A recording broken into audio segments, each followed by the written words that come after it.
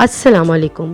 آج میں آپ کے پاس حال ہی میں ٹی وی پر مکمل ہونے والے ڈرامے دوبارہ کے ریویوز کے ساتھ حاضر ہوں۔ دلوں کو چھو جانے والے ڈرامے دوبارہ نے بہت شہرت حاصل کی، جس کے مرکزی کردار حدیقہ کیانی اور بلال عباس تھے، جو کہ ناول بیسڈ ڈرامہ تھا اور ثروت نذیر نے اسے لکھا اور مومنہ درید نے پروڈکشن میں یہ بنا۔ ڈرامہ بہت اچھے طریقے سے ٹی وی کی اسکرین کی شان بنایا گیا، مگر میں آج اس ڈرامے کی کچھ ایسی باتوں کے ساتھ حاضر ہوں جنہیں شاید آپ بھی مانیں گے۔ رائٹر نے ہمیں ڈرامے کے پہلے حصے میں یہ بتایا کہ ایک جوان لڑکا اپنی ہی عمر کے لڑکے اور لڑکی کی ماں سے محبت کرتا ہے اور دنیا کی بغاوت مول لے کے شادی بھی کر لیتا ہے، اور دنیا بھی اس کی لازوال محبت کے آگے گھٹنے ٹیک دیتی ہے۔ پہلی دفعہ ڈرامے میں یہ دیکھ کر بہت خوشی محسوس ہوئی کہ ایک جوان لڑکا عمر میں اپنی ماں کے جتنی خاتون سے محبت کرتا ہے اور اس خاتون کی بے پناہ دولت سے متاثر ہوئے بغیر اس سے شادی بھی کر لیتا ہے۔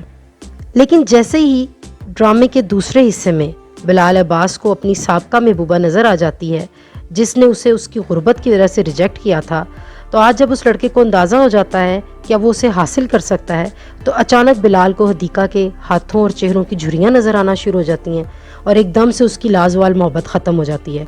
یہاں پر لکھنے والے کی تحریر سمجھ نہیں آتی، یا تو وہ پہلے بھی لڑکے کے لالچ کے بارے میں کچھ نہ کچھ بتاتی، جبکہ ڈرامے میں ایسا کچھ نہیں دکھایا گیا۔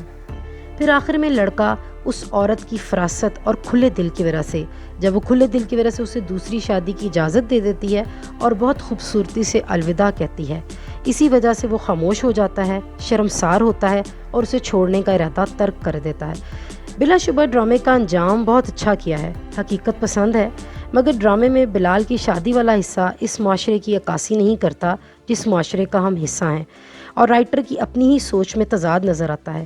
امید کرتی ہوں کہ آپ کو ریویو پسند آیا ہوگا۔ کمنٹ باکس میں اپنی رائے کا اظہار ضرور کریں۔ میرے چینل کو لائک، سبسکرائب اور شیئر کریں۔ آئندہ بھی کسی ڈرامے کے ریویو کے ساتھ حاضر ہوں گی، تب تک اجازت دیجیے۔ اللہ حافظ۔